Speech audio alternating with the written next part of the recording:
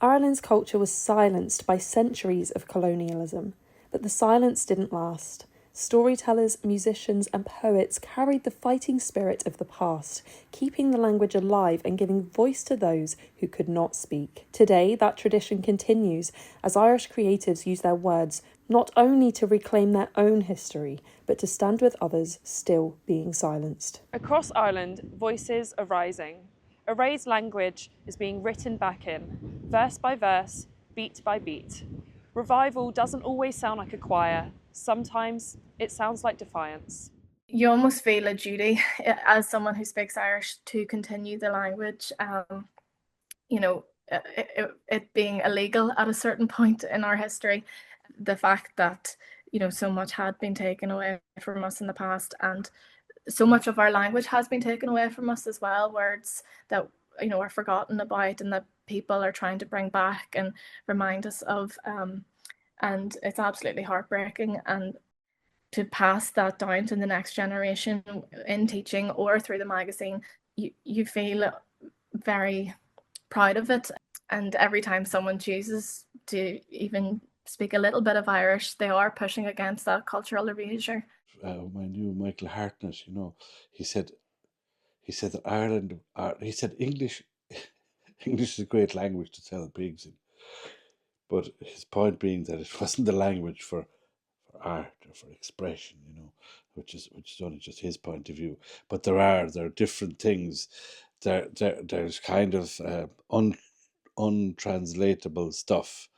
But there are certain things, if you want to say them, it's easier to say it in Irish.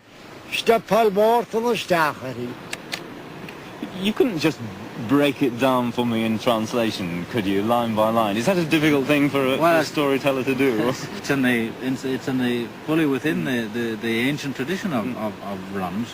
Despite the work of Irish creatives and conservationists, the Irish language is still being suppressed today. In a recent high-profile court case, O'Cara of the Irish-speaking group Kneecap was denied a translator, being forced instead to speak English. Their support for Palestine has seen them branded as extremists, echoing how Irish nationalists were once labelled. Supporters believe the group are simply defending themselves and others and raising awareness of a wider global issue. For many, the parallels between Ireland's attempted erasure and the genocide in Gaza are impossible to ignore. First and foremost, I think this idea that poets or artists, whatever medium it might be, are torchbearers. They're the person who shines a light on situations, on emotions, on themselves sometimes, which is hard to do. Ireland specifically, and Irish history, art was always a means of comprehension for what was going on. It was a means of expression for what we were going through. It was a means of escapism for what we were being put through. Education was denied. People were denied the opportunity to be educated. They were denied the language that they grew up with to articulate themselves. Like every traditional means of this, again, comprehending what's going on was getting removed.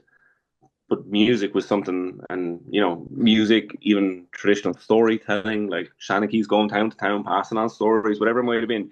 Like, I think it inevitably carried on traditions. The byproduct was that it kept things alive, it kept stories alive, it kept songs alive.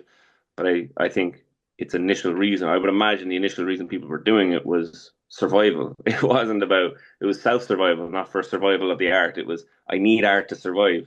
By doing so, I will help it survive for generations to come. In any other part of the world, not just Palestine, but anywhere where there's an oppression and people are being removed of and denied of any amount of their history, their heritage, their identity, then, what art will come as a result of it. Creatives have carried the Irish language through silence and suppression, and today they're shaping it for a new generation.